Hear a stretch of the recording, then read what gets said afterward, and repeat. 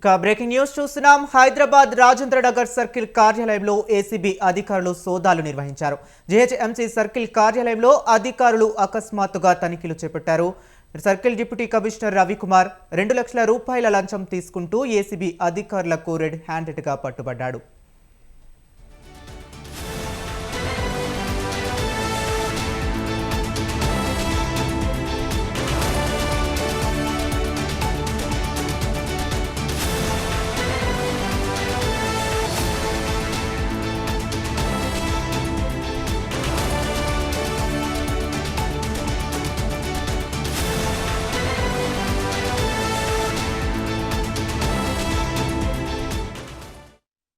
ఇక హైదరాబాద్ రాజేంద్ర నగర్ సర్కిల్ కార్యాలయంలో ఏసీబీ అధికారులు సోదాలు నిర్వహించారు. జీహెచ్ఎంసీ సర్కిల్ కార్యాలయంలో అధికారులు అకస్మాత్తుగా తనిఖీలు చేపట్టారు.